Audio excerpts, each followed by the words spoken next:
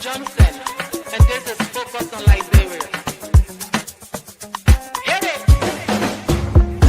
From Cape Mount to Cape Palmer, mountain back to Atlantic Ocean, Obomi Hills to Pocondre, to educate, elevate, and promote.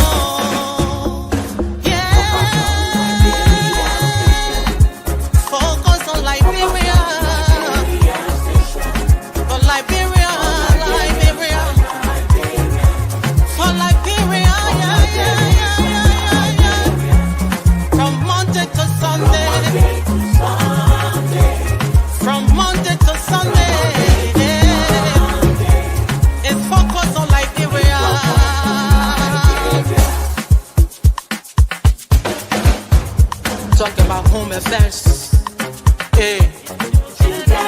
in diaspora, foreign affairs,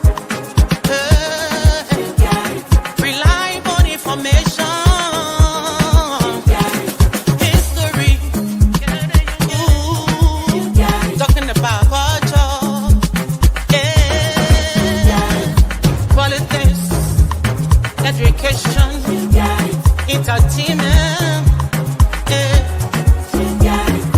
business, sports, advertisement, articulation.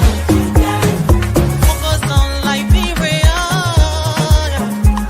Focus on Liberia. Focus on Liberia. From Monday to Sunday. Hello, ladies and gentlemen, and welcome to Focus on Liberia. My name is Dennis Jai, and we are broadcasting from Atlanta, Georgia. In tonight's edition, we're going to be discussing education in Liberia and the movement, educational development and innovation, a group of educators coming together to move the educational sector of our country forward. I have with me, and this group, they're even planning some big things, including a conference coming on to address the need that we are facing and what solutions can be advanced. Let me welcome the lead. In Liberia, they say comrade leader, whatever you do. Let me welcome Dr. George Y. Williams, the organizer of this movement. Welcome, George. Thank you, Dennis. Thank you for the invitation. Thank you for the time. Thank you for availing your platform to us to spread the word and the initiative we're embarking on. Thanks to my colleagues for being here, and we're happy to be on. Thank you. We have no choice when it comes to Liberia but to avail ourselves. Let me welcome Professor Nancy Reeves, Professor Nancy Eleanor Reeves, who is joining us from Canada. Welcome, Professor Reeves. Thank you so much. Happy that Canada would not be the 51st state of the United States of America, right? Right. So we are doing well in Canada. I'm actually in Kitchener, Ontario. Happy to be with you, Dennis. Happy to be a part of this wonderful group and initiative towards building a better educational system in Liberia. Thank you. It's been a while. Welcome back. Welcome back home. Thank you. Every time when you talk about Focus on Liberia, talk education, you can say that without Cesar Goya. Mr. Goya, welcome to the show. It's always good to be back home. I appreciate it. Thank you, Mr. Jai. Thank you. By the way, Cesar is our education on everything education. He is the guy. Education analyst. Let me welcome for the first time on Focus on Liberia, Madam Snotty M4. Snotty, sorry, it looked like I misspelled your name. I was being so conventional. That's fine. All right. Welcome, Snotty. Thank you. Snotty, this is your first time on Focus on Liberia. So on behalf of all of us, I offer you a glass of water. Thank you. Welcome. Thank you. We want to Happy to be welcome all our viewers from across the globe. This is Focus on Liberia, where we educate, we elevate, and promote all things Liberia. At this time, we have a movement called Educational Development Innovations. And I want each of the panelists tonight just go around the room and introduce yourself more and formally and your connection or your role in this movement. Let me start with you, Dr. Williams. So the first correction, Dennis, is that we have one thing in common. The panelists and I, we're all educators in the diaspora.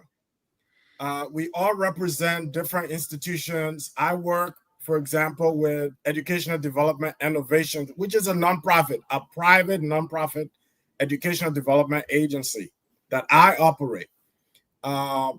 But I also work in the Fairfax County public school system.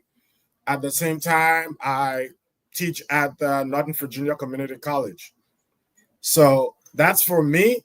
Prior to coming over to the U.S., I did work in the educational sector, worked at the St. Mary's Catholic School in Douala for many years, ended up at the CW Junior College, then on to the United Methodist University. And then I found myself here years later.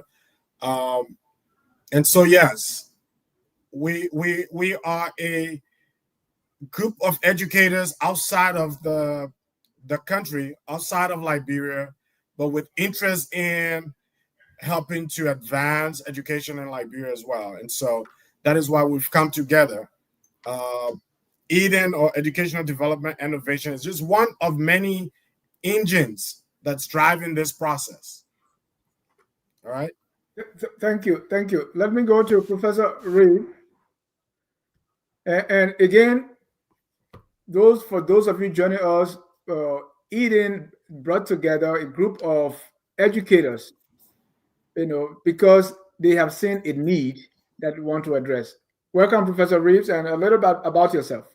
A little bit. Thank you so much. Thank you, Dennis. I am happy to be here and to be a part of this group. I actually just became a part of it about 2 weeks ago.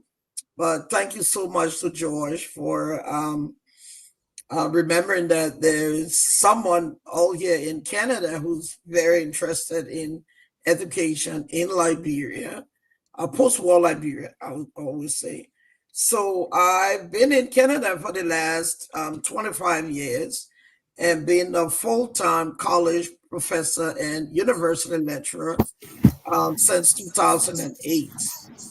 So I'm mostly in social work. I have I've taught and the human service field. I'm now a full-time professor at Conestoga College in Kitchener, Ontario, where I am the professor for equity, diversity, and inclusion. So I'm mostly responsible. Instead of having a department, the college decided to have a professor to help with curriculum development and making sure EDI is, spread out in the college, and students can have the opportunity to learn of it, professors. So that's what I'm here doing, and I look forward to. I had a discussion with someone in Liberia, and they said that is beautiful for Liberia, because sometimes we think of it being more on race, but that's not it. It's important for a lot of other areas. But we talked about that one other day, Dennis. Thank you. Let me also go to Snotty for a little bit about yourself and your role in this movement. So I am one of the organizers with this. As you already know, I am Snotty 4. Found myself in the field of education here in the States. Before that, it was banking. And I'm into special ed. And that's where my emphasis comes in, as well as just the general workings of how education is and how it can be improved. I recently became a certified higher education professional through Harvard. So it's a process for me, but as much as I can contribute, I'm willing to do. Thank you. Thank you. Cesar. Well, my name is Cesar Goya. I am a lifelong educator. My first job I got fresh out of high school was teaching in Liberia. I've been involved in education in Minnesota for the last 13 years. Currently, I am the director of mathematics and sciences for Minneapolis Public Schools, which is the third largest school district in the state and in the largest city. So overseeing about 80 plus schools, organizing the curriculum, the pedagogy, the teacher focus, the principal training on mathematics, K-12, sciences, so the earth, space, chemistry, physics, biology, health, and physical education. Prior to that, I did consult and did write the math of the new math, SAT math, the acupressure math that folks takes to go to community colleges as a placement mathematics. I did write those. I am involved in teacher training a lot and teacher relicensing in the state of Minnesota. It is good to be on with a lot of very smart people. Dr. Reeves, I'm not Professor Reeves. I did appreciate you pointing out DEI. It's nice to know that Canada did not become 51st, but they are still keeping DEI. So that's a good thing. It's a pleasure being on with all of you. Thank you. And, I've been teaching all my life since I was in third grade. That's the time I taught in the classroom was as a refugee in a Liberian school system in Guinea, and there where I was flattered as the best math instructor in West Africa. That's how I was called. But again, I want to thank all of you for coming every time. That he didn't leave behind the wall. He carried that certificate with him throughout the wall. And when we got back, that was our trump card. We tell people, hey, when you were here looting and killing people, we were in refugee land educating your people that you chased out of the country. Because they wanted to always say, oh, you're running away. So we used to say, oh, when you were looting, we were educating the people you chased out. Anyway, but I'm happy that you were here. Let's talk about this movement. And I want to start with Dr. Williams again. Oh, what is the need that you're trying, what's the problem you're trying to solve here? So Dennis, and I know Zeze and Professor Reeves share this experience. There has been efforts in the past to bring Liberian educators together as a unit, as a community, to more constructively, more coordinatedly contribute to public sector growth, education sector growth in Liberia. Those efforts didn't materialize over time. We have a new structure in place, a new government in place. There are new challenges, and it will seem the older we get, the more mature and experience we get in our respective fields, we begin to see things a lot more glaringly than we did in the past. You know, the urgency, the need is heightened by the outcome from especially the public sector education back in Liberia. Having visited recently and having been in touch and kept updated with what's going on, we think a critical missing piece of the pie in moving education in Liberia forward is the contribution, the direct contribution of the diaspora. But to do so, the diaspora itself has to come together, has to be organized. There has to be a platform that we can together use to coordinate some of the interventions we're envisioning. It's not that they're not happening right now. They're happening almost in isolation.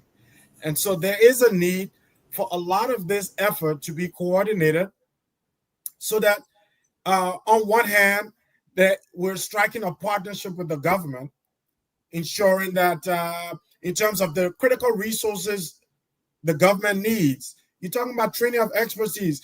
Professor Goya was just telling you, laying out his pedigree, and he's one in 1,000 of librarian educators that are here. Professor Reed is there, 1 in 1,000. Special ed. I went to school, Amagashi. We had special ed cases in those schools. But you know what? Even though we sat in the same classes with some of those people, they weren't treated at the level they should have been treated at. So someone like Snotty, who has a background in SPED, can provide some perspective to the process, to the sector. And so, in other words, we're using this, and we call it this movement, to try to, first of all, organize ourselves, let the country and the government know that we are here and we can help. There isn't a problem in Liberia that we collectively cannot solve as far as the educational sector is concerned. That we cannot solve. We do not need to go looking for experts outside of ourselves. We have it within us. And so it's to coordinate our efforts, let the world know, let the government know that we are here. But also, when you look at the theme for the conference, it says bridging the distance. And we'll come to the conference. All right. We'll come to the conference separately. All right. And so that's the motivation behind trying to bring all of our educators together, whether it's in Canada, Minnesota, Texas, Rhode Island, Virginia. We're trying to, there are way too many resources, material and human, that we can harness, the government of Liberia can harness to move public sector education forward. And the focus is on public sector education. Like you say, when we get to that bridge, we'll elaborate a little more. Thank you. Professor Reeves, what attracted you to this movement? Meaning that you saw something, you say, wow, I think I can help. What was that? And if you know, I love education. I mean, being an educator. That's where my passion is. Though I'm also a clinical therapist. I'm discussing with George last time. But we live in a small world, because I heard George talked about Semira's Catholic School. I attended Semira's Catholic School from 76 to 1980, and then left for Canada. But I also hear him talking about Amagashi. I also attended Amagashi program. Oh my goodness. Right. So when, as I said, I think about 2 weeks ago or so, George called me, Dr. George called me, and he sent me an email, and I saw this email, and I'm like, okay, I better call, with the passion I have for education. And I said, if this is what they're trying to do, I really want to be a part of it, because, I mean, as I said, since 2008, I've been teaching full-time, permanent professor here in Canada. I have educated thousands of students that I'm giving my knowledge to them. What's about giving that to Liberia? What's about doing that? I've gone to Liberia, I've done workshops in social work and things, but there's more to be done. And I hope we'll touch on some of them. What is the curriculum? What is it when students graduate? What are they leaving with? Right. So I look forward to George and the rest of us doing the very best we can to make a difference in the education system. Because to tell you the truth, when I hear or read some of the messages on Facebook from families or so that said if graduated from the university, I'm like, what is this? It's sad when I hear students talk about, I want to complete my assignment, please send me something to put units on my phone. How can you type a 5 or 10 page paper on the phone? Right, you kill the eyes. Right, where's the library? And we'll go into that. But I felt that George and the group have had that passion that they have that I can be a part of, in as much as this God-given knowledge that I have. Madam Ford, let me hear from you. The need, the problem we're trying to solve here. So, thank you. There's a deficit, I would say, with how the learning process goes on in Liberia. First off, I think we need to place emphasis not only on the teachers and the material that they come up with. It's just coming up firstly with a whole national vision for what education. Can you hear me? Yes. A whole national vision for what education should mean to the country and how it should be put out there.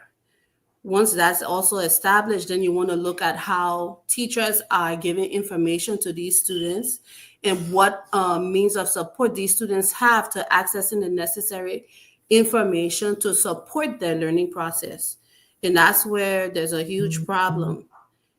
We have students who are also slow learners, students who already struggle to process or even have an idea of what the information they're being taught is about. Those are all gaps that need to be filled in first. Once those things are established and there are the resources needed for that, then learning becomes a lot easier. Can the teachers recognize if their students have intellectual disabilities, what their issues are? Can they just see a student in the class based off of interacting with them for a time and recognize, okay, this person might be dealing with dyslexia or this person might be having an issue learning math and how I can assist them to make it easy. The teachers have to be taught these things. And they might know, but then again, the way the system is set up, there's no room to really place emphasis on how they can be assisted and carried along. So it would represent like, oh, he or she is dull or a hard learner or too slow to be taught, so they get left behind. And they're not dumb people. Their neurological system is just set up in a way that's slightly different from the regular person. You have to create room for that. So these are all aspects of the whole educational dynamic that has to be addressed. I feel like once those things are put on the table, they're addressed and the necessary resources are called in and teachers are retrained and supplied with the necessary support that they need, then we can start the learning process. In the absence of it, it's a huge struggle and it's a miss. Thank you. You already got me hungry. You're welcome.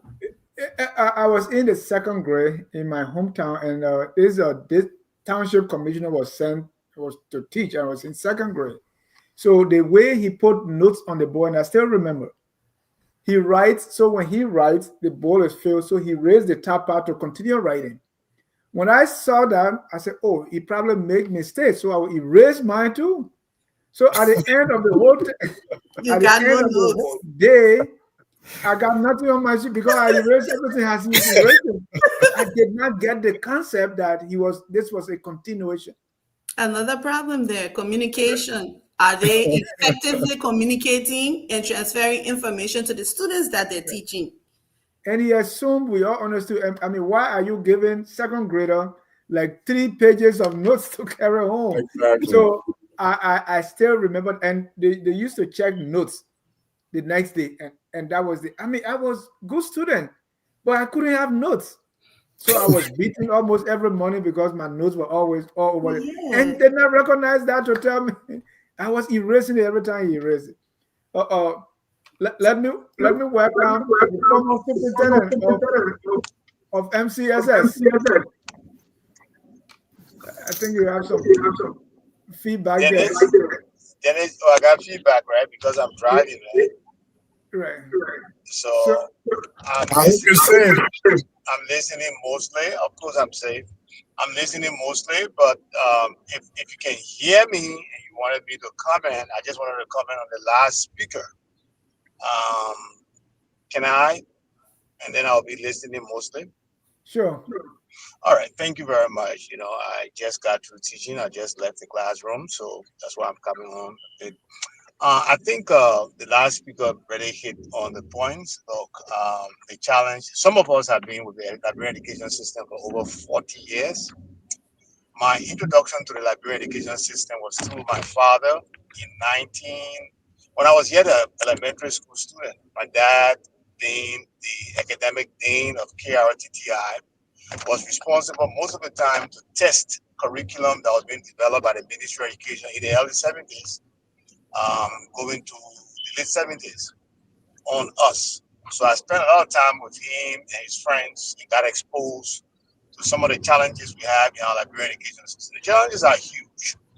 So when the last speaker was talking about whether the teachers even know what they are doing, that's a big issue. In Liberia, to qualify to teach elementary school, you have to have a C certificate, and you are considered highly qualified to teach elementary school. What is a C certificate?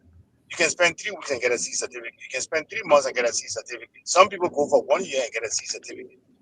Typically, a person with C certificate can barely read at a 7th grade level if you are using US system. So how can that person be effective in the classroom to teach? Then again, there were some challenges. I heard that the story goes that in 2008, as Liberia was coming from war, there was a need to get teachers in the classrooms. The salary wasn't good. So they were just going around and trying to find anybody who was prepared to go and work for $2,000, $3,000 Liberian dollars as a teacher in the classroom. A lot of people who were unemployed took advantage of that. And those people who are in the classroom, they've been there for a very long period of time, no training. I encountered 2 teachers. The information came to me that these 2 teachers were one of those teachers that were recruited during that time. And so I sent about 3, 4 different persons to go and observe their teaching. One of the teachers came up to me and said, look, true, I'm not a teacher. And you are right. We have been misleading these children. So take me out of the classroom and find me another placement within the system, and then I will do it. And I did. The other teacher said that everybody who went to, I'm going to end soon, everybody who went to her were biased. And so she wanted me to go there and see how she was teaching. And Dennis, what you just said was exactly what I saw. She spent about 20 minutes explaining and writing things on the board. And after she was done, she raised the board and told the students to take up that notebook to take notes. So I asked her, so what you just did, what was it? She was actually doing a wonderful job that day. She was asking the student questions. They were responding to her, and she was putting those responses on the board, which as far as I know is a note, student-generated note. But no, that was not what she had planned to present to the student as a note. Those are some of the challenges we face. When you talk about special education and learning disability, I want to me put in my Liberian way. You're going too far, because even for the for the people who think are in a position to learn, we do not have the capacity to teach them. We don't. So going that far, you're stretching it, because in fact, I don't even use the phrase slow learner. They just learn differently. And the popular way Liberians look at it, teachers look at it, is that slow learners and dull. So that's the phrase, that's the termination, that's the characterization they use. So that's a big issue. But everything boils down, I end with this, everything boils down to the lack of resources or the lack of commitment on the part of central government to invest in education. There is very limited resources put into education in Liberia. The MCSS, for example, had $158,000 after salary to run the 26 schools. That is toiletries, stationaries, training, and everything. Totally inadequate. I think right now it has been increased to 300,000. Totally inadequate. So the big issue there is lack of resources, and I don't think there's a lot of commitment to remedying that problem. And so that's where we are with the Liberian education system. I will turn myself on mute, and when there's a need, I will come in and comment. Thank you. Thank you. And Mr.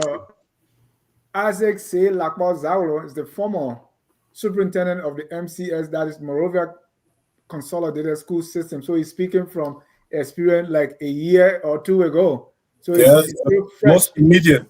He's the most immediate past MCSS Let me go to Cisse Goya. Cisse and I, we talk so much about education. So, Cisse, I don't have question for you. You just talk. Well, I thought the question was the rooming question was what attracted us to this, Right. and I think we've gone everywhere for now. So the way my brain works, my sister there, Snotty for is if I tell my students if I went to school in this country, I would have been diagnosed with so many learning disabilities. I would be on a spectrum. My math skills is wicked. Everything else sucks. So I am on a spectrum.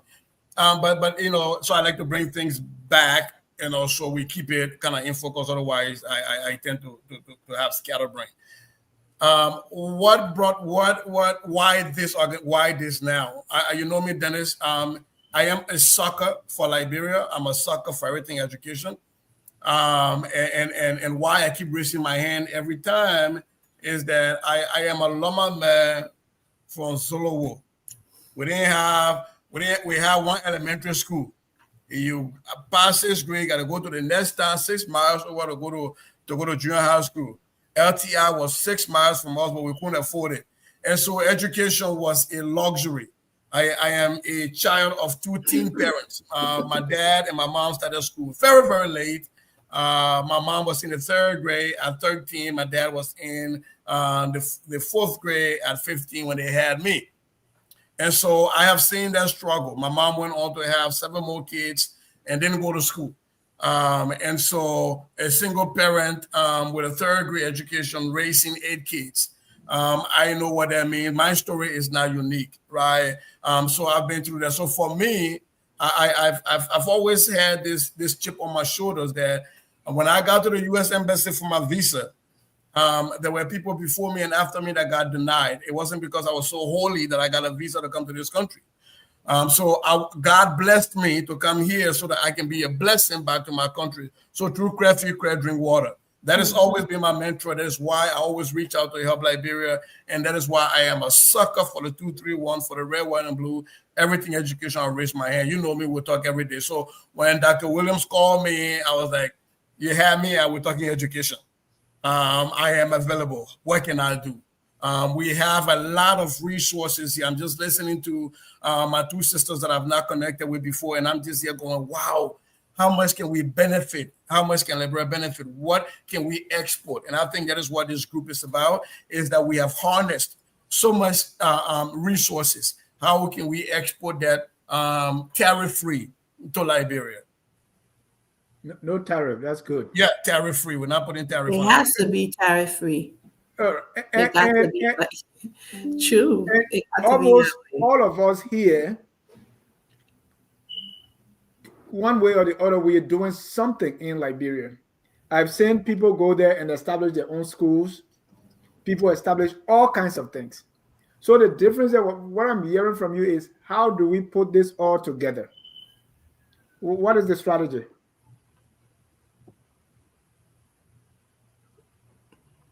This strategy is not unique. This strategy we started before. Luckily, Mr. Zaula is here. He initiated this process before taking up his assignment in Monrovia. But the need has never gone away. The need has never gone away for the diaspora to more effectively contribute to public sector. And I keep stressing public sector education because private schools have their own source of funding. Their own source of funding. If we can improve public school education or public sector education, we can thereby influence what happens even with the private schools, you know? And so the need continues to rise. There is demand. There are lots of different deficits at every level of the sector, and every speaker have said it. But those deficits can be filled with the expertise and the resources that reside where we all are, here outside of the country. A lot of those deficits can be serviced by the people that are out here. And so why are we looking external when internally we have the expertise or the wherewithal to make these things happen, to make it better. And so that is what has motivated this convergence of educators. Was we're hoping that this can expand further, and we can bring in as many so that over time we have sector clusters going on. You have Mr. Zawulo here, who is an immediate former. He brings an holistic picture to public education, public sector education, to the conversation. He brings a holistic, because he sat in that throne. He sat there. He has a knowledge, working knowledge, that many of us do not have. And so he brings information to the process that can help us see better and be more effective in our engagement. And so thanks, Isaac, for joining us. Thank you. And my follow-up to that, Isaac, and you can come in too, is what's going to be different? Because we have seen the roadblock, and I'm not trying to be someone who thinks that things are going to be difficult, but there has been roadblocks, people trying to help. What's going to be different here? And to be to that is sometimes they look at people in the diaspora and say, hey, this is the solution you're bringing is like a foreign one. We are importing ideas. So how do you marry that to those solutions that are already existing on the ground? Isaac, you've been there.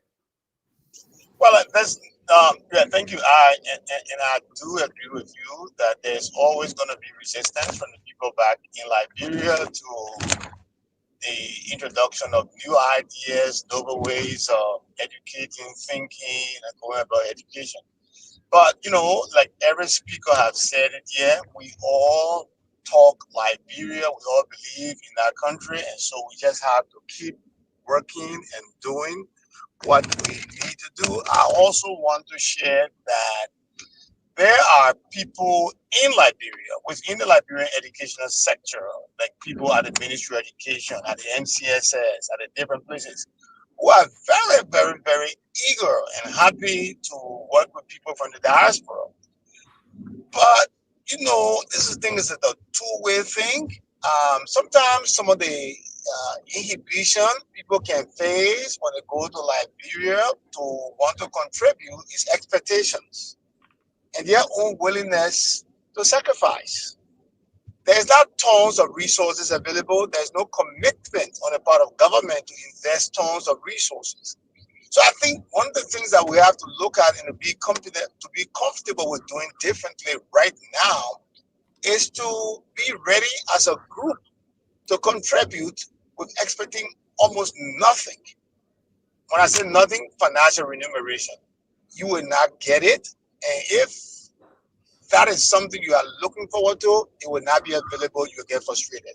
So I think that's one. Two, we should move away from individual interventions to coming together, like Dr. Williams said it earlier. I initiated this some time ago before I left to go to Liberia. And there were a couple of people who brought politics into it and just defeated the purpose. And at the time when we needed them most, they just withdrew their hands. I think coming together as a group, I think, is the best way to do it this time. And I'm very positive if we stick together as a group and we try to engage the problems together, I think we'll receive a very good reception in Liberia. There are people who are very eager. They want to work with us. And then another thing we have to avoid is to avoid focusing on the challenges and looking at it as opportunities. When we go with all the negativity and talk about all the challenges, what they cannot do or what they have not been doing is a turn off for the people. We got to respect them for what they have been doing with the resources available to them and be able to work with those resources and what they have to move them to the next level. A whole lot of time, we are very accusatory. We sit here and decide that we are expert before even doing full analysis of what the situation is. I end by saying somebody wrote something on Facebook recently. They said that unless you walk in the shoes of some of those people who are on the front line fighting for education in Liberia, you would never understand the problems that are there. Let me end with that. Thank you. Professor Reeves, I can see, like strategies in your face. It's like what I'm not a man. I'm really sick. So that Congola. you come again, Professor Reeves. We're not your audio is kind of scratchy a little bit. You hearing me? Yeah. Yeah. Okay, great. I said I think about something that Congola. So I got many relatives there. But I really feel for Isaac coming from being the superintendent of MCSS and talking what he's saying. Because honestly speaking, the government of Liberia should be interested in education. No two ways about that. We can all gather, and I discussed this with Dr. George.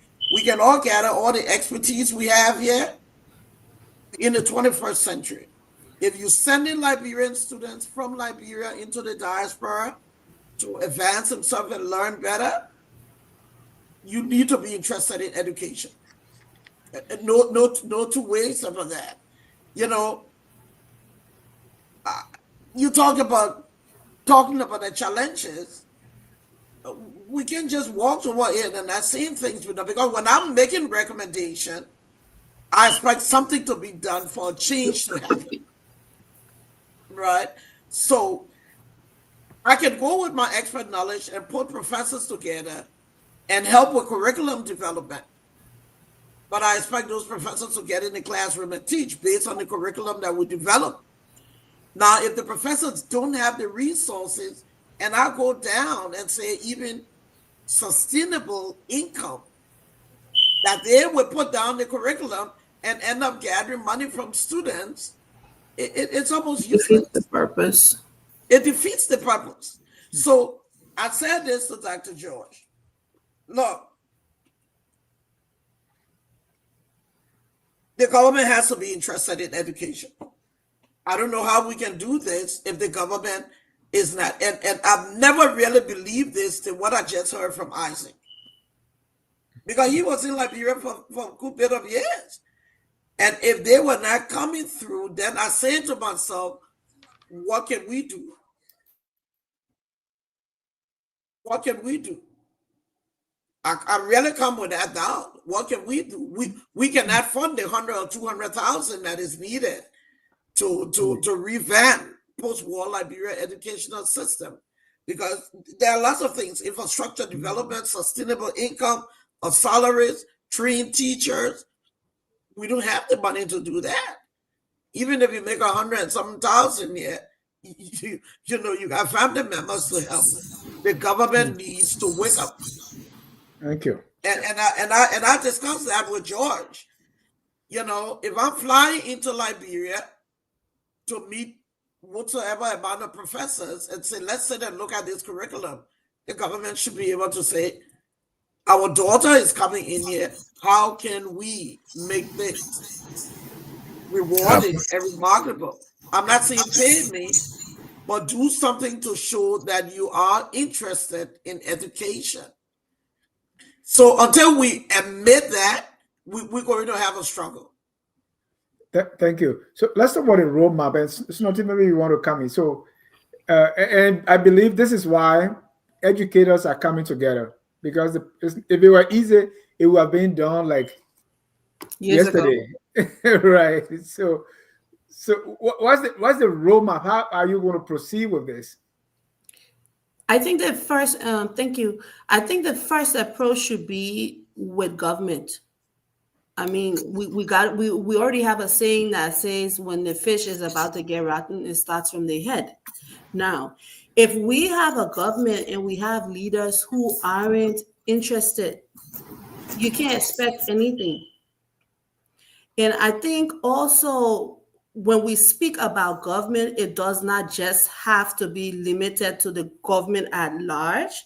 The educational sector of the government needs to find a way to resolve this. I would think it would be county level, start from county level.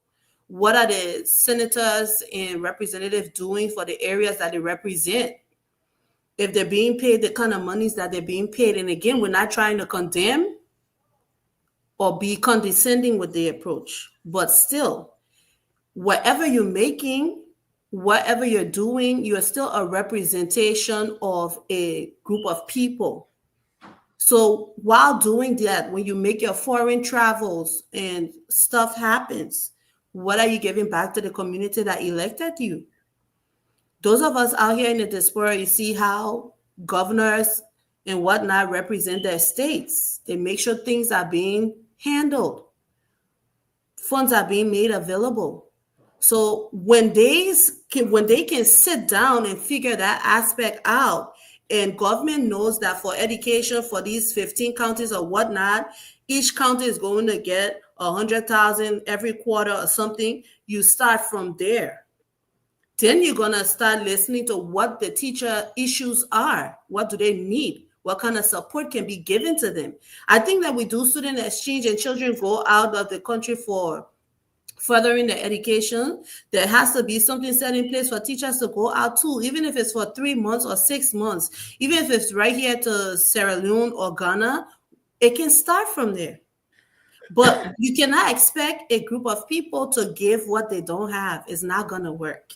And then we can come and work with them and come with all the knowledge and know-hows and still be condemning at the same time. They'll be in the same position we're in if they had the opportunity. So the balance itself needs to be created. What can government do? Government tells us what they can do. We find how we can support. Is it going to be us starting with a group of 10, a group of 20 of us coming down, creating time to come down and train teachers and show them stuff in between, or support, create curriculums, make sure that they're being properly implemented, seeing where the students are, what their difficulties are, and address it. Because it's one thing, you come into school, you're getting educated, but then you're worried about where your next meal coming from. You're also worried about transportation. You worry, some of them even worried about where they will sleep. That leaves you with no room to really take in. So it's an approach. It should be an approach that is wholesome in the sense where it taps on a little bit of everything that the country at large is dealing with as far as education is concerned. Some of those people even sick. So you want to look at it and you want to put health and education in the balance at the same time. So there's a lot to be done, but it has to start from the head. Should we call for a meeting? Do we get everybody involved? Should it become a national cry that our people are not learning what they need to learn? Is it a strategy? Not to get political, but hey, for Liberia's age, there should be a show of a lot of other things, education-wise. Thank you, Mr. Goya. How I know you've made some attempts to, as an individual to do some of these things. Now you're working in a group. What will you advise as a way to move this forward? Well, I've bumped against a lot of the wars folks are talking about, and I think it's just because of my stubbornness that I haven't given up. I mean, Dennis, you and I have spoken about this a lot when Professor Reeves talked about having a skin in the game for the government. I volunteered in the past administration to go to Liberia for 3 months during summer. And just for a backdrop, I was the chair on rewriting the math standards for the state of Minnesota. So the next 10 years, all math kids learn in Minnesota. I'm the chair. I wrote the SAT math. I wrote the test that teachers take to get licensed in Minnesota, the math portion, I wrote. So I'm not a novice. I offered to go to Liberia for us to look at our standard focused as a nation and tease out our curriculum and our standards and our strengths and what we should focus on. And how do we make those things culturally relevant to Liberia?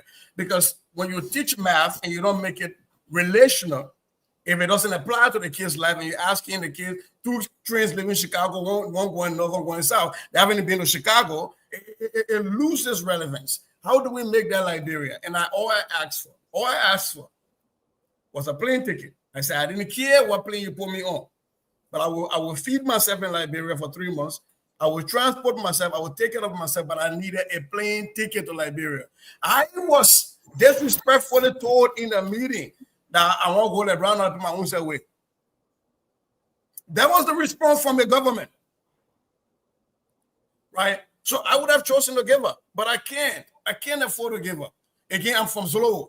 My name is Gildo Basisegwe. I'm a big Loma man. There's a lot of other Loma people depending on me to do something. So I can't afford to give up, right? So when you all are talking about this, I get you. I understand you. We've cried that cry. The reason when Dr. Williams called me and I said I will re-engage is because I realized that the system always fights back. The system never wants change. So I'm leading a very big school district here. I just adapted math curriculums for K5, 6, 8, and 9, 12. It is a big fight. Even in America, teachers don't want to change their pedagogy. I'm finding out that some teachers don't even know math, and they've been teaching for 15 years. And when you hear them talk, you go, whoa, that is not math. Trying to change that is a fight. That is also the fight that's happening in Liberia. How can we make sure that if government people don't want to hear us, how can we be louder? Because Liberia does not lack for system. I'm going to repeat it. Liberia does not lack for system. If you take a typical high school, a public high school in a county, you have a teacher that reports to a principal. The principal is supposed to observe the teacher. You have a district educational officer that is supposed to observe all of the administrators. And then you have the county educational officer, which is like the minister of education for the county or for the state. We have those systems to be able to check. But we're done. We're done. And so for me, the reason I come here is to see what can we do differently. And I think when Dr. Williams reached out, the idea of having a collaboration, having a consortium, inviting government in, and laying out the expertise that's out here and the eagerness for us to help. For me, being on the ground, I don't think works out well. We've been there before. People build roadblocks. People are threatened. Some people think you want to take their jobs. And I've told people I haven't reached the age yet to sacrifice my country. I can't take a job in Liberia where I'm going to get paid less than what I'm getting paid here. Straight out, it's not happening. But I can be available virtually. What can we do remotely? What can we do to support remotely? I remember during COVID, real quick, and I'll end on this. We had a radio station in Lofa that we organized a group of Lofa educators here. We used to call on the radio. I used to tutor math on the radios in Zaza, and I used to tutor math in Loma. In Loma, yeah. We had a way of reaching out. I think we just need to think about this new dispensation we have, the technological age. How can we help our country without us leaving the comfort of our homes and going back when we know that Dr. Reeves, when we get back, and my brother Zauro spoke about this, you're not going to get any remuneration. So technically, you're going to spend your family money and your own resources to get back, like, bro, just to be frustrated. So I think my brother Williams, when he reached out, one of the things I've been thinking about is in my own small little bubble, directing mathematics and sciences here. What can I do from here to impact Liberia void of education? What can I do? And I think that was what brought me to this group. And I'm really excited to hear from the rest of the folks, because for me, my thing is, here I am. Yeah. What can I do without leaving America? Because I'm not leaving America to go sit down in Liberia. It's not happening for me. And Cesar, before you conclude, how did you teach simultaneous equation in Loma, and how did you make it simultaneous equation? I will leave there. Zawolo used to be in Lofakade before. This is his chance to redeem himself to the Lufians. You will tell her how you were teaching simultaneous equation Loma to the Lufians. Dennis, if I may come through there with what Sure. is it And said? Professor Ruth, you can, I can see you. All right. Oh, so I mean, communication here, as I say, it's two ways. When you were in Minnesota and I don't know where you based and teaching mathematics in Loma, you bet me if the other side was not responding, you could be speaking, I don't know, Wodogisi or whatsoever, and you would talk, right? Somebody at the other end must say or do something, right? To get something going. And we cannot deny that. We cannot, right? That's all you it must be if even it's 60-40 or 80-20, something must be happening from the other side. Yeah. So what I see this group as, the expert knowledge that we come with, what are we getting from the other side there? Don't pay me. I'm not up for salary. I'm making enough money here, right? But what am I receiving from that end that will encourage me to give the knowledge and skills that I have? Thank you. Ladies and gentlemen, if you're just joining us, hold on. You said something. Hold on. Let me. I'll give you a chance. Just let me announce that I have some educators here that I'm talking to, and what we are discussing is how do we contribute towards moving the educational sector in our country forward, because we represent generations, and so it is for me. I look at myself like the whole of people from Sino County put money together and send me here. So what can I do so that I can give back? That's my mission. Go ahead, Caesar. I want to say one quick thing. I think I closed prematurely. Scarlett Ford, my sister Snotty Ford, made a comment about these students that come on exchanges and what are we doing for teachers. That was a brilliant point. I think that's an opportunity. Yes. Because Dennis, you remember this.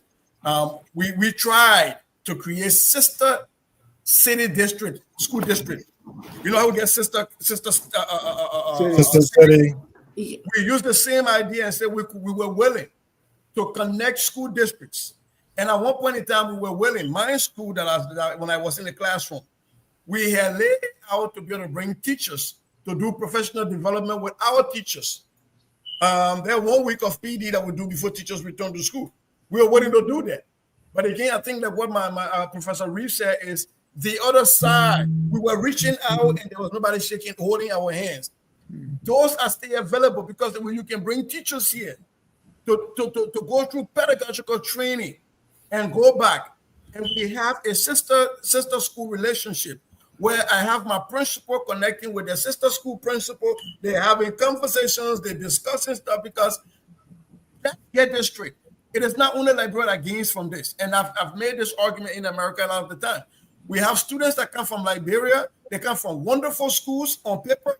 When they get here, they're 3 or 4 grade levels behind. Our school system have to absorb that. They have to deal with that. So selling it to them that creating their partnership benefits both the U.S. and Liberia has been one of the things we've done. But when you reach out, like my sister, Professor Reeves said, somebody has to be on the other side to shake your hand. And I think that side has been missing. And I think that's an opportunity we need to leverage. Dennis, let me come in. Dennis, let me come in here, please. Look, let me just first of all say that when you reach out to the stakeholders or the people who are leading the education sector in Liberia, and it seemed not to be very receptive to you, I want you to understand that it is not necessarily because they are afraid of you or that you're going to be taking a job. It's a situation they find themselves in. So you're talking about teacher exchange and the rest of it, the logistics involved. Who's going to transport the teacher? What's going to happen when that one teacher leaves the classroom? Who's going to replace that? In Liberia, for example, when a teacher goes on study leave, what a teacher would do, you tell the teacher, go and find somebody from the street and bring them to sit and teach for you until you come back. And you'll share the salary. So the teacher will just go and find about it. No evaluation. Those are some of the things that we have to fight and change. So it's very frustrating because the resources are not there. That's one. Two, I wanted to comment on the contributions of legislators. Let me be frank with you. There are a lot of legislators who are making contributions, but the way they make the contribution is actually undermining the educational plan within the country. They go to the villages and say, look, I'm going to build an elementary school here. Construction of elementary school over there may not be what the government has on plan for the next year or two. It might be that they have an elementary school further down the street. What they need is a middle school or a high school. They construct the school and then they call the Ministry of Education and say, well, I constructed a government school over there. And the government has to supply teachers. That means you have to take teachers from another location and put it over there. So the both locations will be short of teachers. So those are some of the challenges we face. Again, I would say this: the resources are not there to implement some of the things. This is what we are talking about. Like for example, having workshop at the MCSS, those things were done. When do you find the resources to do it? You had to do a whole lot of things to get the resources to do it. So again, let me just encourage us as we plan to impact on Liberia. We put that country first and think about what we can do for that country, not necessarily what Liberia can do for. Liberia will not do anything for you right now over there. Because here's another issue. The people who are making the decisions, the people who control the finances, they got no compelling reason to invest in education. Their children are not attending those schools. They But don't then, care. So if we want to help, we got to look at that fact and go and help. I mean, we can always say, but that's clear. I understand. I empathize with those positions. Okay, but the reality is that that's the reality on the ground, and we got to be aware of that. And so I just think that working together as a group, putting Liberia first, will take us a long way, and I hope that's what this group is going to be considering right now, and not putting any remuneration or personal interest, first. Thank you. I want to move. Hold on. You can mute yourself now, Zawulo. Oh yeah. So that takes us to our next one, which is the conference, because I think what you are discussing now will be part of the conference strategy session, all that. How do we do it? Because so we'll leave that. So let's talk briefly about the conference, because when you come together and they strengthening public education in Liberia, bridging distance, unveiling opportunities. Yeah. So Dennis, thanks for getting us there. So you talk about strategy. How can diaspora educators harness the resources, material and human, to assist in public education in Liberia? And so one of our first activities, and this we're hoping is not going to be a one-shot deal, that periodically we'll have these conversations, but we want to start by looking at public education from a holistic standpoint. Bridging the distance. Bridging the distance is reflective of bringing us together. Professor Reeves and Goya made mention of the need for two hands to meet. That's bridging the distance. On one hand, we're organizing ourselves, saying to the Republic of Liberia, we're here, we're ready to help. And on the other hand, we're hoping that the sector back home can say, yes, we're ready to receive you. So that partnership, bridging the distance, is intended to explore ways by which we can bridge the distance between us here in the diaspora and those back at home. And that through the conversation that's to be had, we can come up with unveiling all of the opportunities. We may not unveil all of it, but realistic collection of opportunities. Mr. Zawulo made mention of that. Let's see every situation as an opportunity. And as soon as we put on the lens of opportunity, we begin to identify ways and strategies by which we can intervene, whether as individuals, but more so as a collective. We can intervene more effectively. And so this one day conference is expected to be virtual. It's expected to be prescriptive. We're not going to spend time on the deficits. We want to spend more time on what's possible. So it's going to be more of a prescriptive engagement, so that at every level we're coming up with actionable items, actionable outcomes, so that at the end of the day, what our collective responses from the workshop or from the event can be used as a tool for all stakeholders, regardless of what level you are. All stakeholders can use that tool as as an agenda for their intervention. But holistically, we're hoping that we can structure ourselves in ways that will show to the government that we are ready to help and we're ready to engage. And that as a resource, the community as a resource, that we're at the disposal of the government to assist in moving public sector education forward. And my colleagues can join me in expanding this conversation further. Right. And I want to learn more about who's going to be there. What are some of the topics that you're going to be presenting? And All right. who's going to consume this information and all that? Give me more on this conference. So just initially, we have the keynote is going to be given to us by Dr. Augustine Conner, who's senior advisor to the president, senior policy advisor to the president. He's also an academic, a former professor at Morehouse, Cotton Graduate Program, AME Graduate Program. And so he's going to be giving us the keynote address, Dr. Augustine Conner. We will also hear, since a bulk of the initiative has its roots in the DMV area. Yeah, we've selected the president of the Liberia Community Association, Mr. Sebastian Tickler, to give us a welcome word at the beginning. We also have Ambassador Conte, who has provisionally agreed to be our chief launcher for the event. So he will come on as our ambassador here in DC. Again, it's happening in DC. And then after we also hope to hear from the Ministry of Education in welcoming the initiative and offering to be a part of the process. Those details are still being worked on.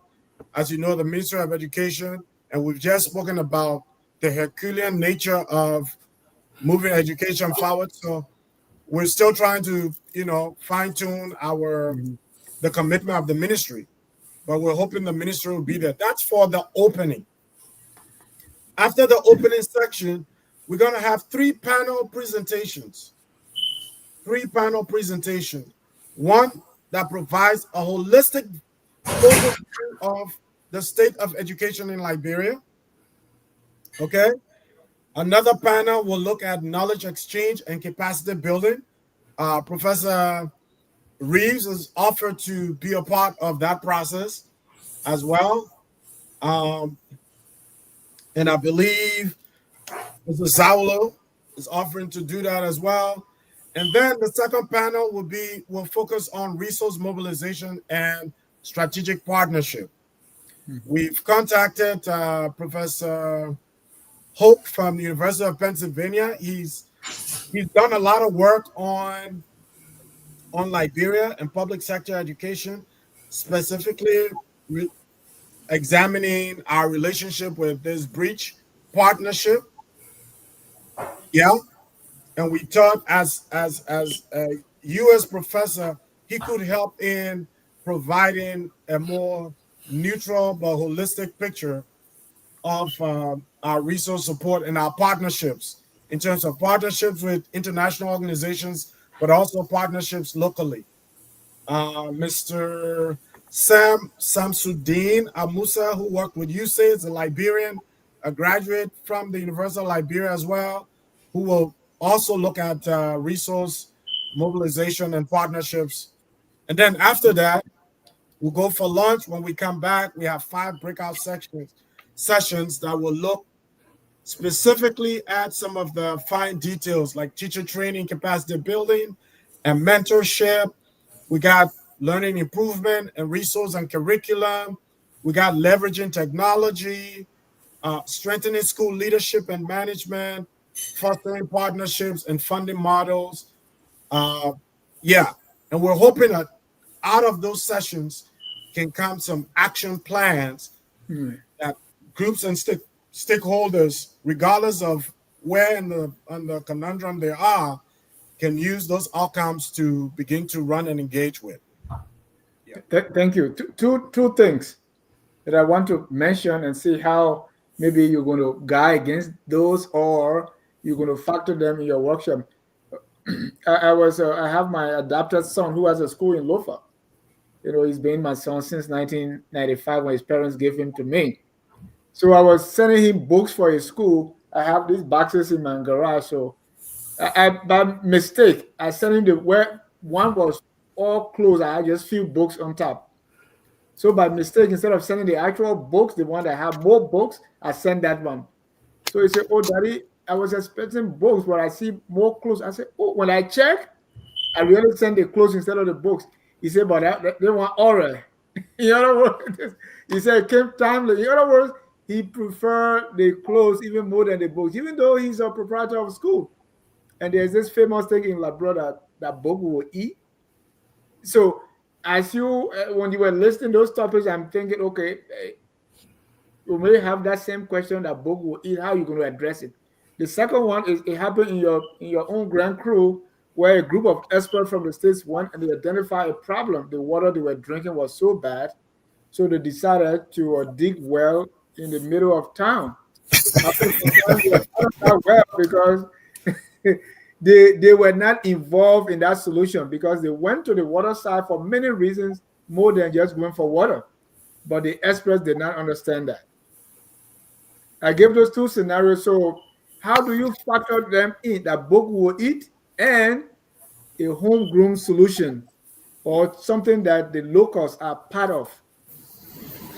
So we've invited presenters. Would some of the presenters in your workshop come from Maryland, Sino, and River G, and Lofa? We've encouraged. Like I said, I just got back about 2 weeks ago, and we had conversations with presenters, with educators back home, encouraging them to be a part of this process. Again, it's always an uphill task getting folks to commit to processes like these, especially so that it's going to be online. But we've encouraged them to be a part of it. Some have registered all the way in Grand Judah, Nimba County. We've talked to folks out in those areas to be a part of this process. And every member of the organizing committee is asked to reach out in their networks to bring in people who will be a part of the process as well. And so that's why you see even with the opening section, a session where we're encouraging people from outside to participate as well. But we're hoping that more people from Liberia will be a part of the breakout sessions and the panel process as well. I open it for more comments on the workshop. And then it's,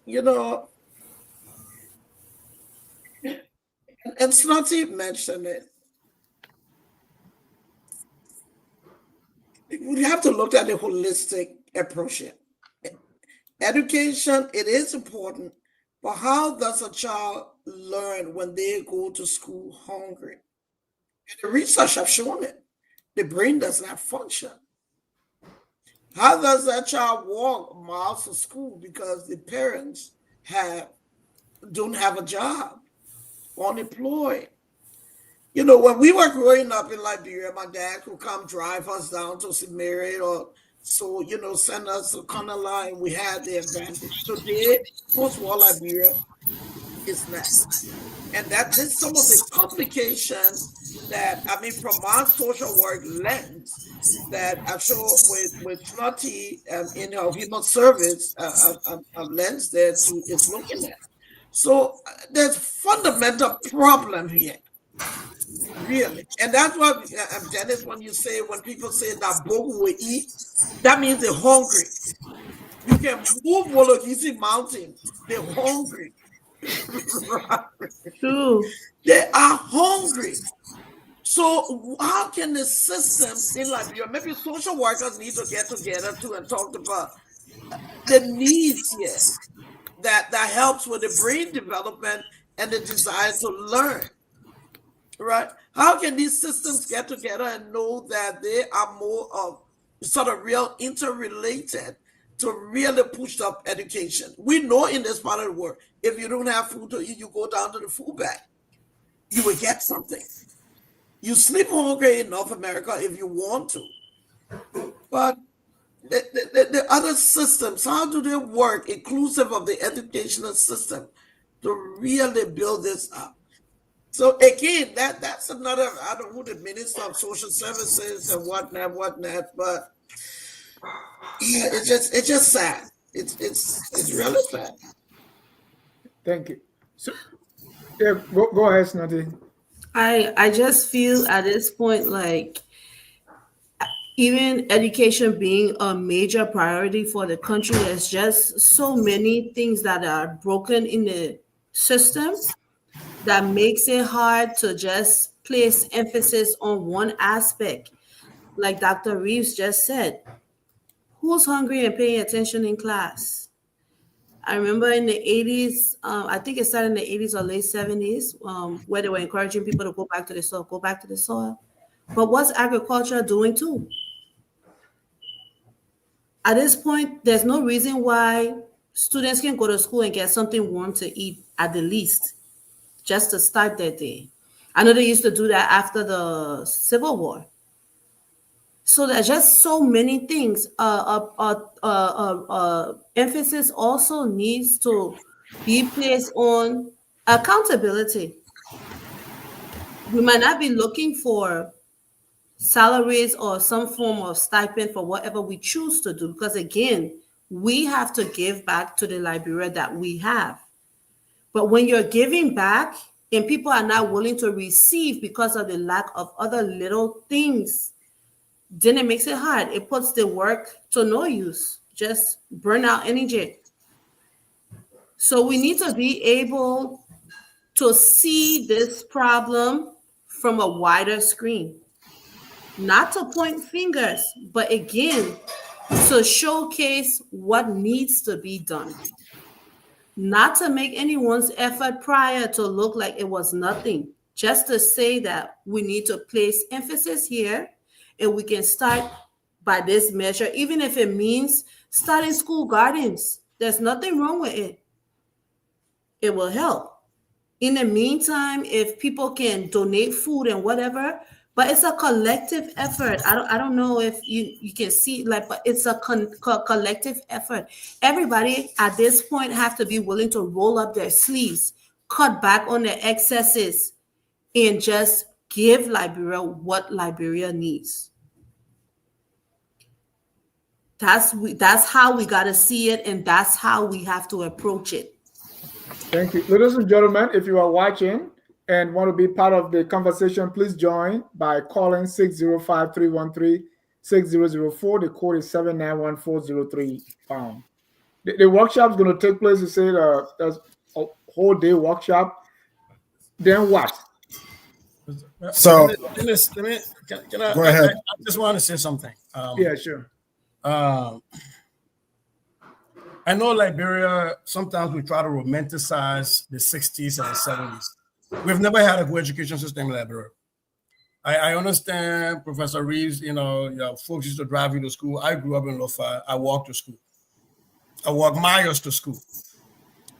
So this has never been a time where education has worked for everybody in Liberia. Article 6 of the Liberian Constitution requires education access to be equal. It's never been there. I am a K-12 math teacher here in the state of Minnesota.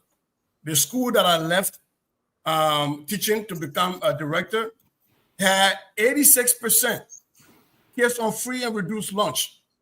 So the statement that in North America you go to bed hungry because you want to, I want to push back on that, because there are 14 million children in America that go to bed hungry. As a matter of fact, my school district, because we closed, we're asking kids to come for food every day because school is closed. So I just want to put that out there, that the issue of hunger is not unique to Liberia, and to make a statement such that you go to bed hungry in North America because you want to. I have students that I've taught, and I think I would be remiss if I didn't push back on that, because I've seen a lot of hungry students in this America that's in North America. Thank Well, you. let me respond to that. You mentioned something that you call them over for food, right?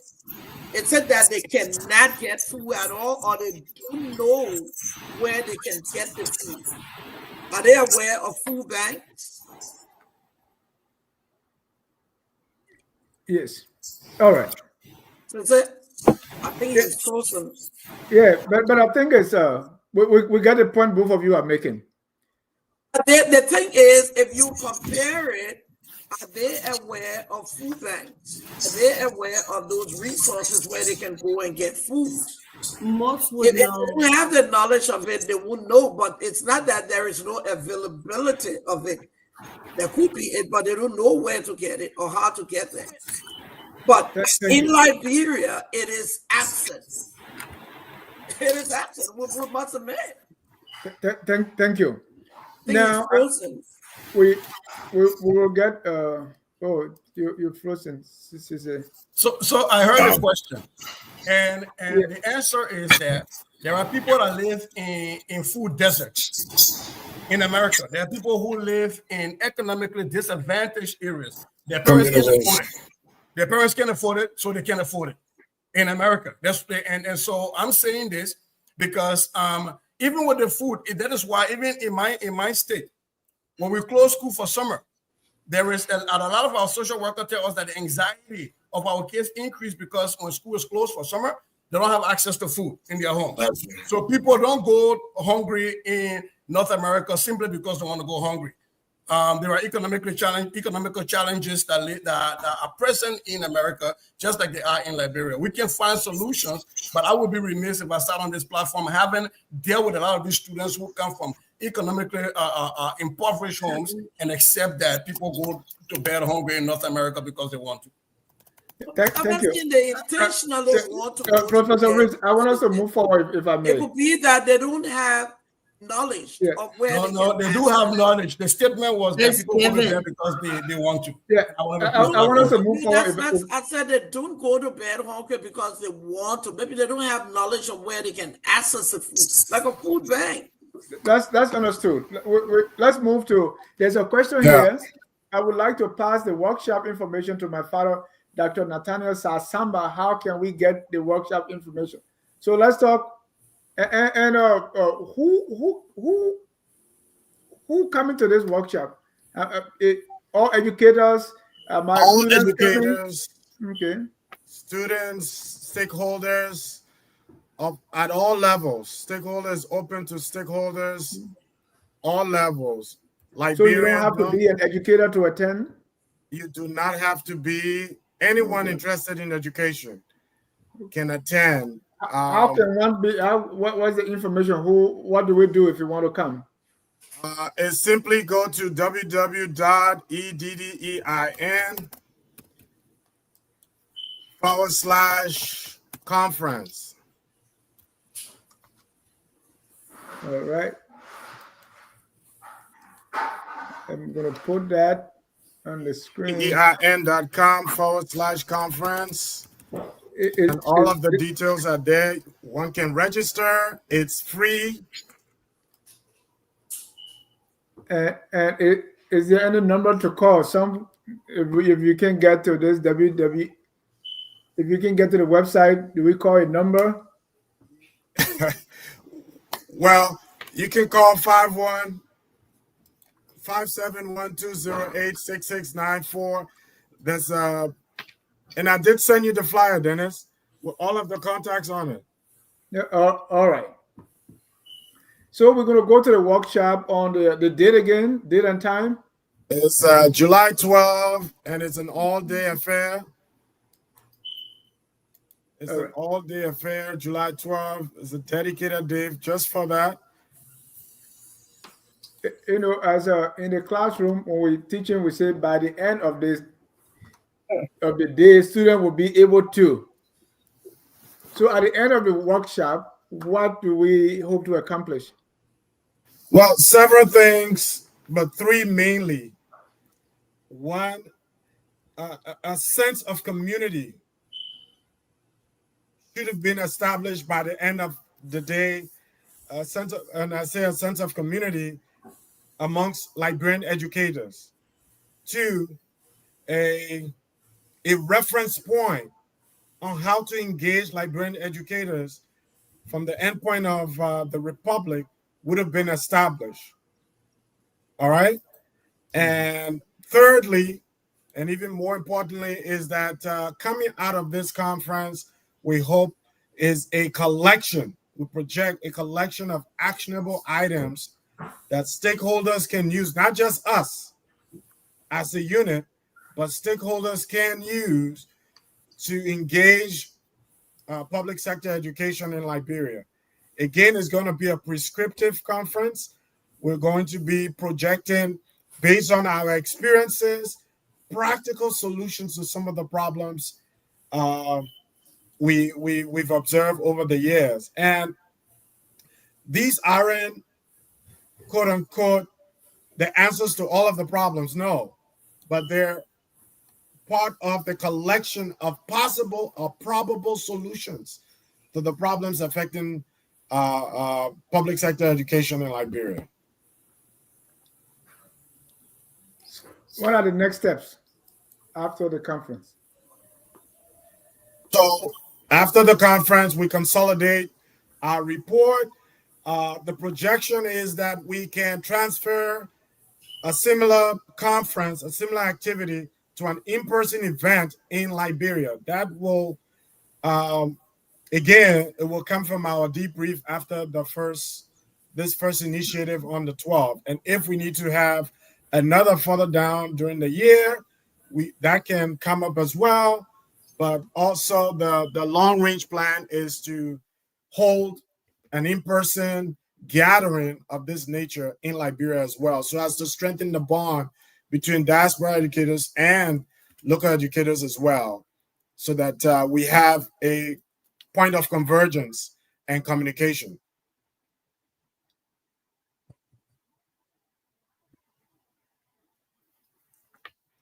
Yeah.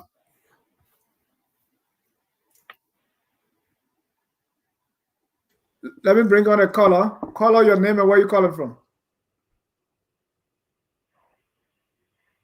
Hello, call. Hey, Go ahead. am I on? Yeah, you are on. Go ahead. Your name and where you calling from. Oh, okay. Yeah, this Joe Manu, and I'm calling from the state of Nevada. Go ahead, Joe. Look, it's a pretty good subject, but I believe that we need to reimagine education in Liberia.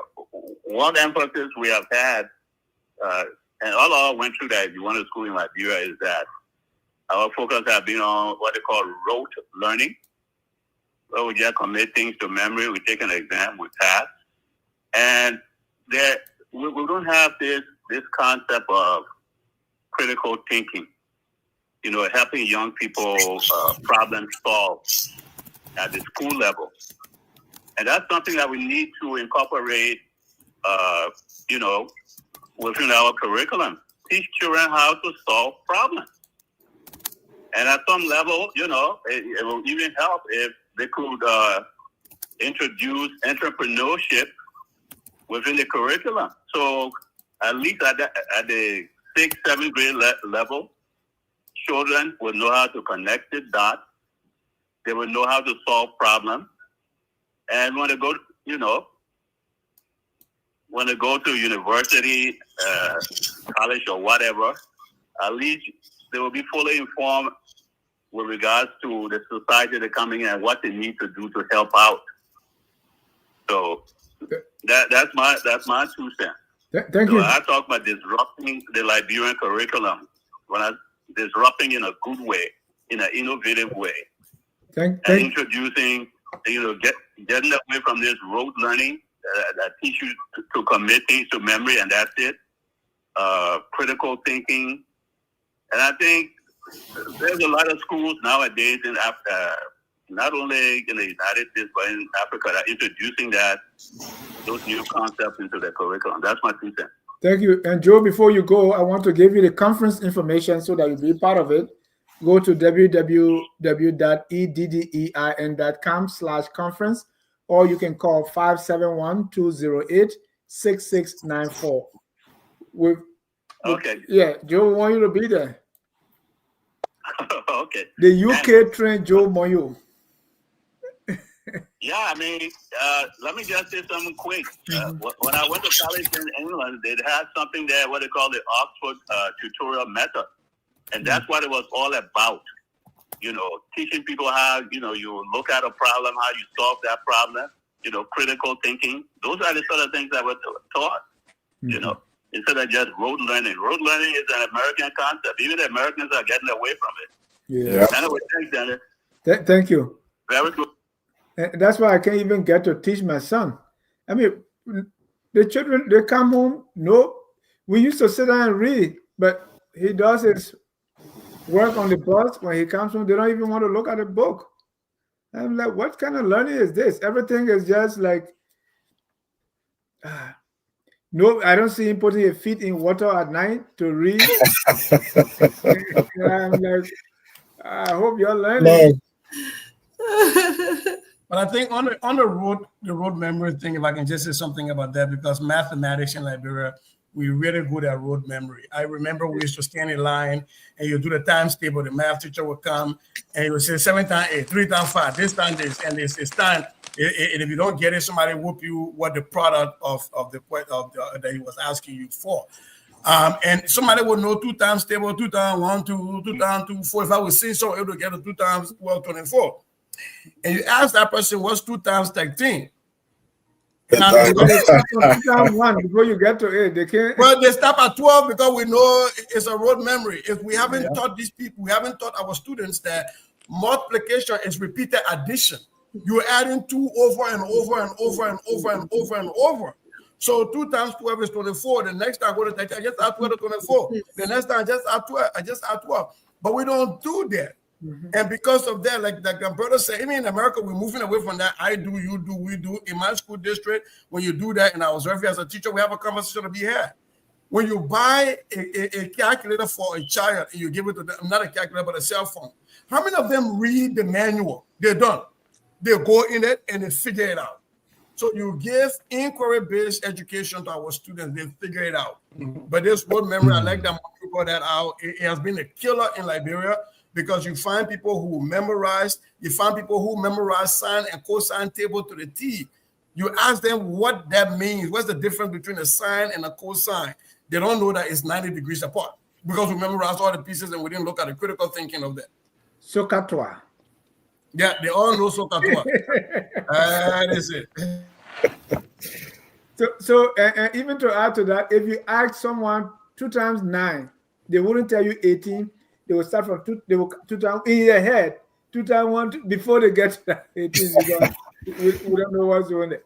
So I want us to conclude because the next steps we talk about, they're very important. How do we now, based on this? Okay, so what do we do? It's like we went on a revival. We went up. They train us as evangelists, but you have to go on the field to go evangelize. So what do you do? Sometimes you cannot make that break because you are so focused on the teaching that you got. You get on the field. It's like this is different. This is not what we were taught. We were doing role play. Now is the real world. So I don't know, but as we conclude, let's talk more about within the days after the workshop. What do we do? And I know you were talking to people because you already said Dr. Connell, who's in the president's office, is going to be the keynote. So I assume that you are getting some positive feedback from government. So we are excited. So as we conclude, let's talk about what the next steps are and how you hope to broaden this, bring in more educators, and what are some of the things that you're going to do so that people stay.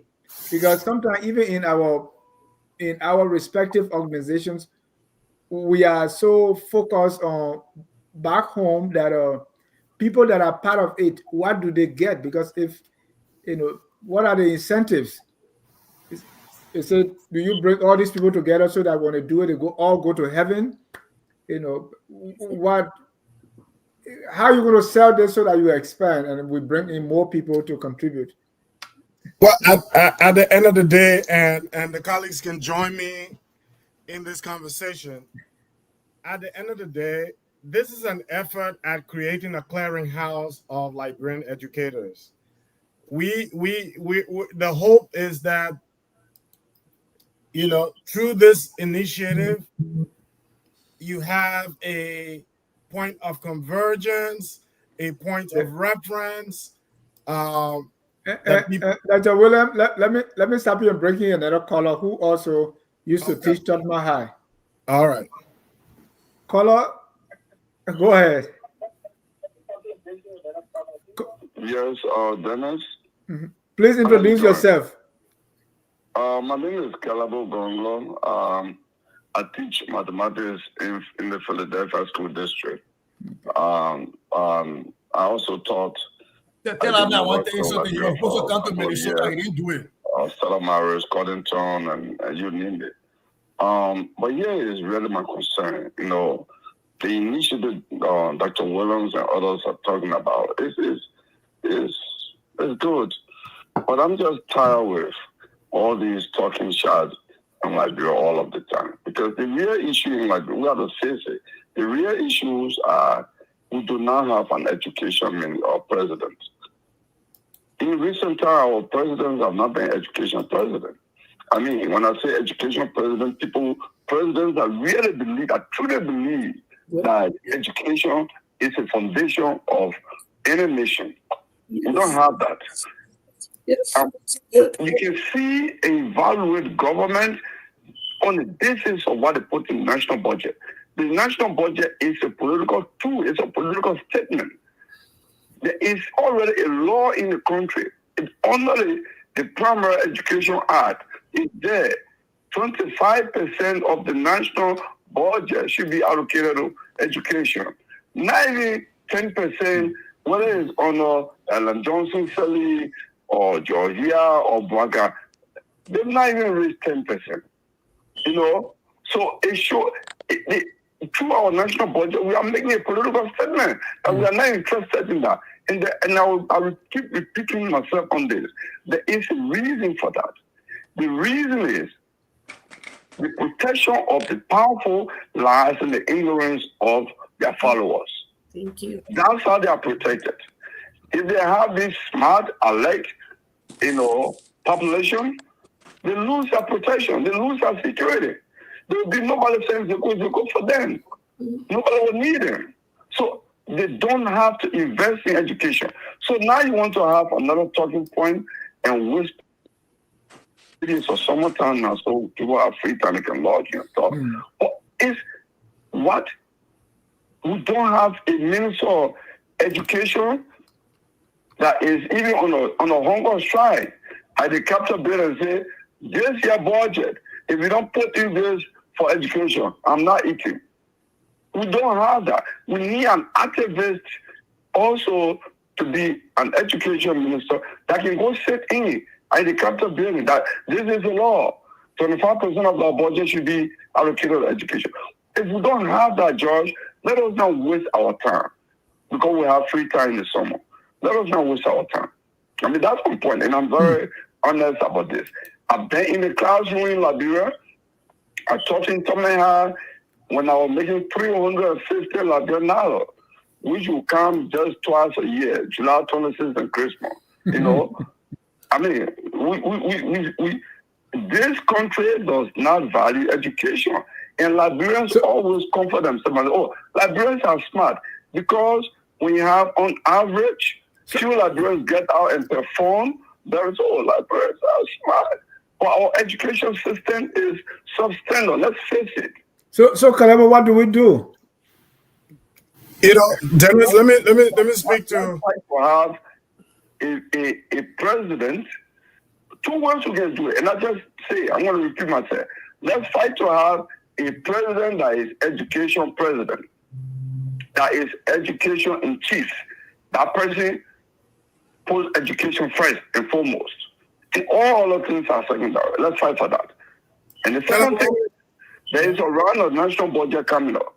So I think maybe George should change his conference into a political organizing conference instead of talking about policy, because there's too much policy already on the board. So let George change his conference to political organizing and say, okay, let's organize. We are taking a delegation to Monrovia with the help of the NCSA Teacher Association, will convene the Minister of Education. We are going to do a one-week sit-in during the budget year on the Capitol building.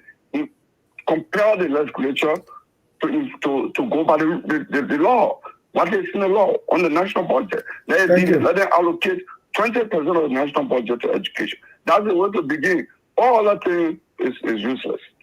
Thank you. Caleb, we totally understand the frustration.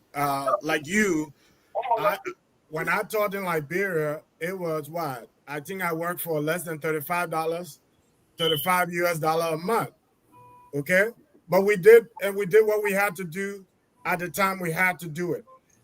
We understand what the national situation is, but can we step back until things get better?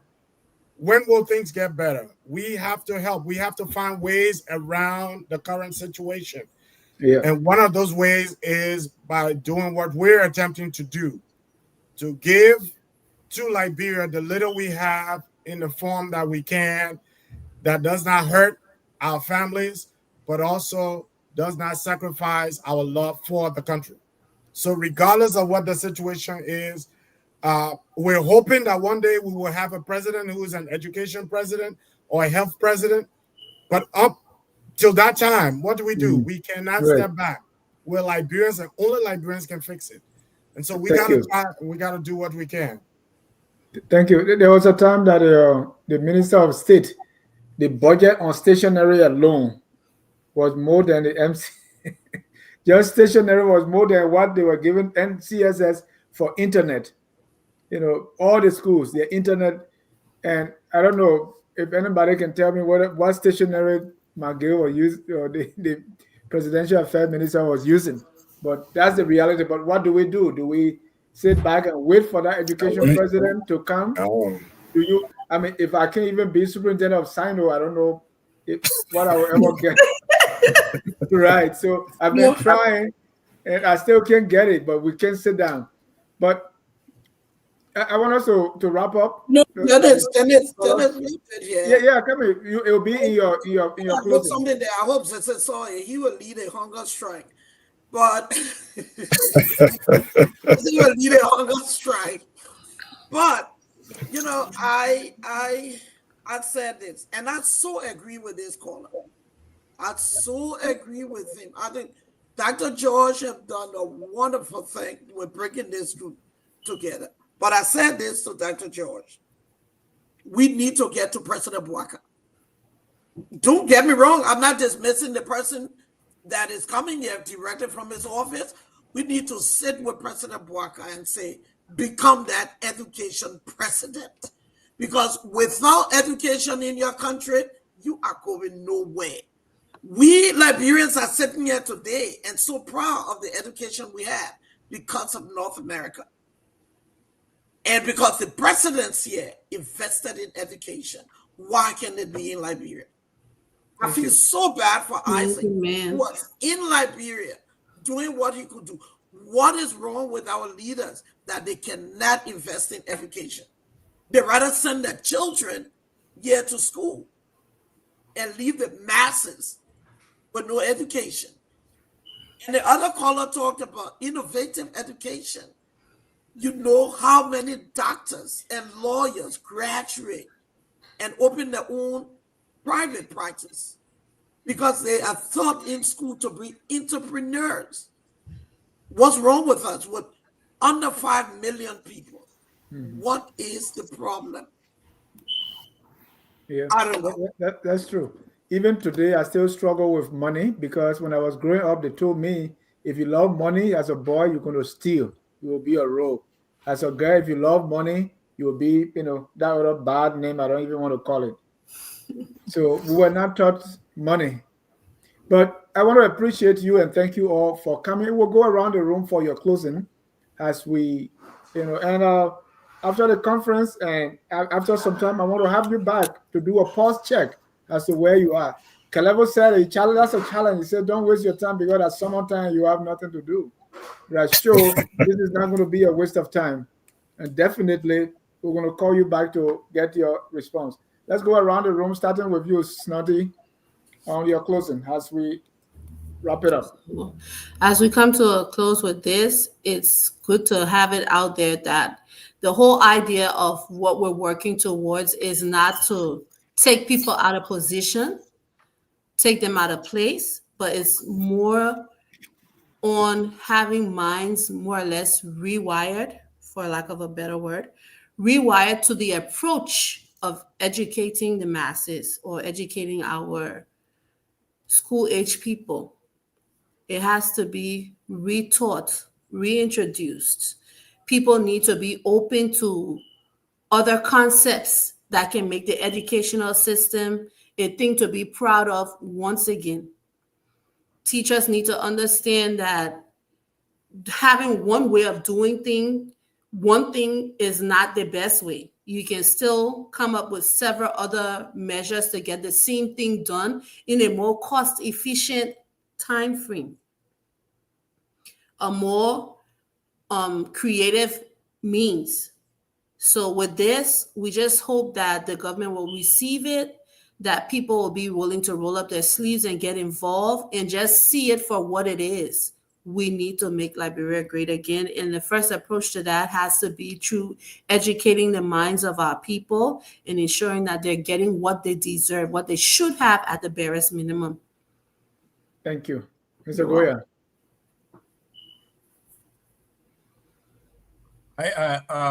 Thank you. And it's an honor to be working with very smart people.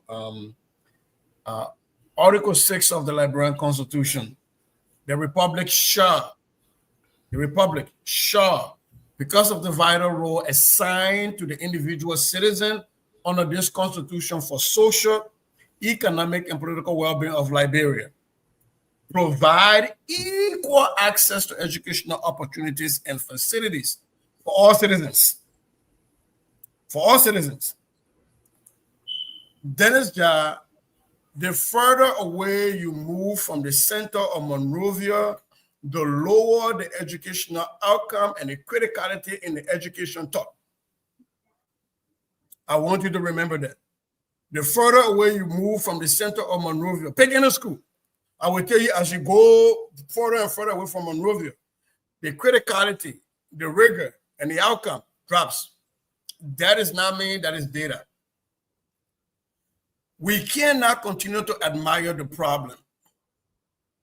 We have to be able to say, here's what we have. How do we move on? And I think our biggest pathway that in Liberia we have not explored for a long time, at least since the end of the war, is career technical education, CTE. If you can know the math inside out, you can find X and circle X. But if you can't put X into reality, if you can't recognize X when it hits you, whether you're making a cash bags or you are a plumber, your education is for now. And so I'm saying this to say that I don't think the mind, at least when I talked to Dr. Williams, the idea was not for us to sit here in the diaspora in the comfort of our homes and then project onto Liberia what we think we know is a solution. And I think when he went back home, we tried to, to get him in touch with a lot of people. This is why when he talked about all of these breakout sections, if you listen, he didn't call a lot of names in all of these breakout sections because we're intentionally leaving this open. I haven't signed up for any breakout section, and that's intentional. because we're hoping that very smart educators in Liberia, we've had teachers of the year in Liberia. We got people who got a skin in the game. We will provide you data. If all you need are data to show up that day, we will pay for data for you to come that day. We want this thing to be all of us cooking this soup together. The American people cooking pepper soup where we import the chicken feet inside. We want you to be a part of it so we all can cook the pepper soup together and eat it together. That is my big fufu. Yeah.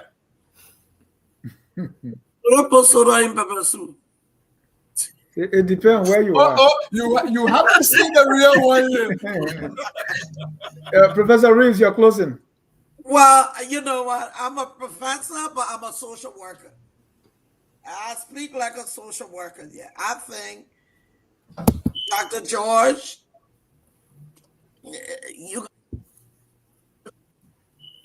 join this group, but I would still say it. Liberian government need to wake up to appreciate what we will be doing. I got a whole booklet here on global skills training for teachers. I don't mind sitting with teachers online virtually, as Sister said. I don't have to be in Liberia to do it. If I want to teach teachers in LOFA on curriculum development, do they have access to the internet? I'm not going to buy data for them. I'm not going to do it. I must admit. I expect the district there to get data for teachers, get them on the computer, and I teach them curriculum development. Right? It's a partnership. It's a partnership. Right? But I pray the government will look at this and say, look, our sons and daughters have decided to help us. Let's help them and make them proud.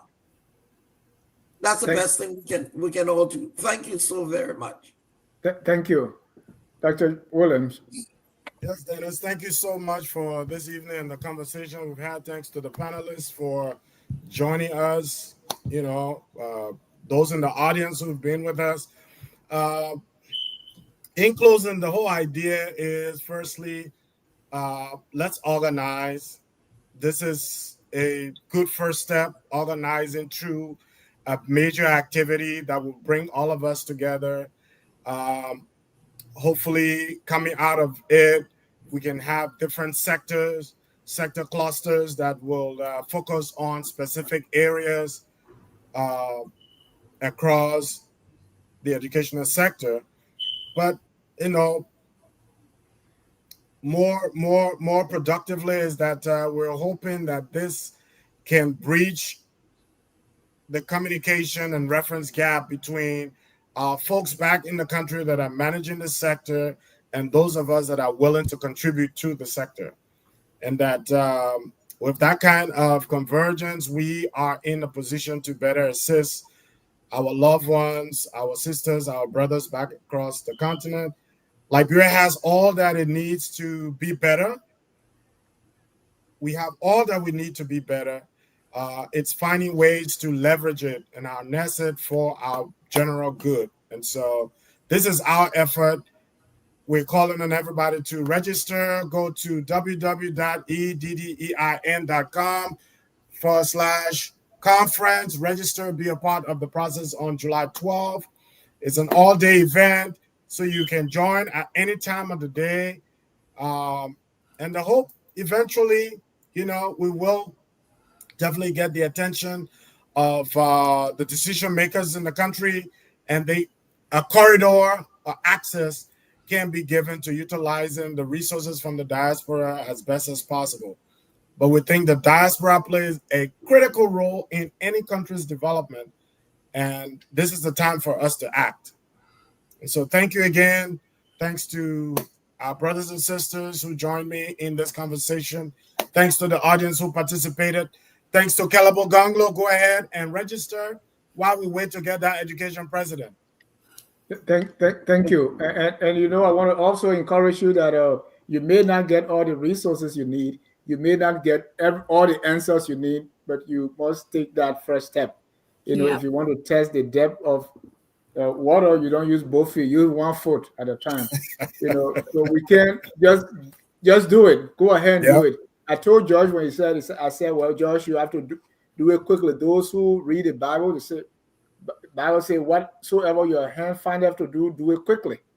But the way my mother told that to me was, actually the honey that we all enjoy, flies supposed to be producing honey, because God gave the recipe for honey to fly. But what God was giving them all the recipe, and the honey we have now, nothing compares to the actual recipe.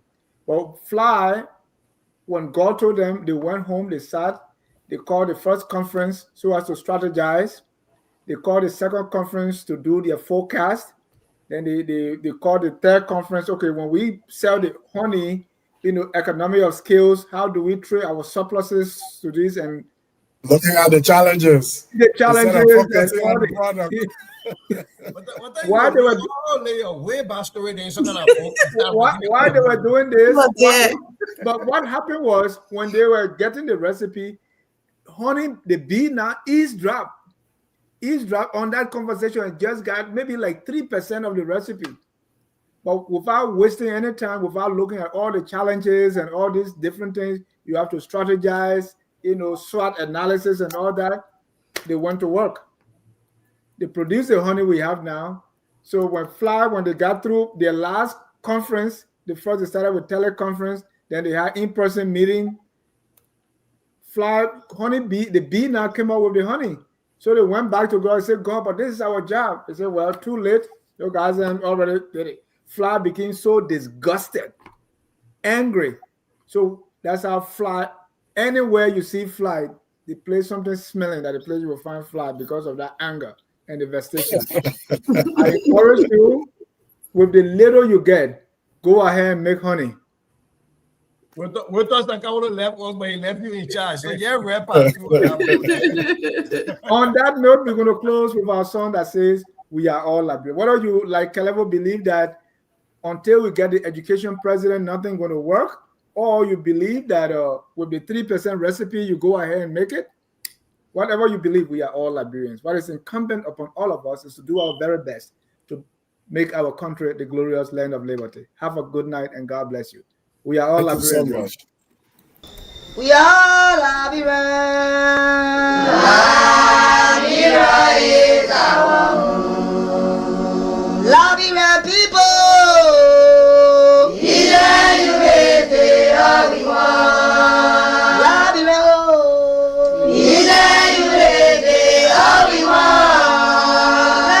Liberia.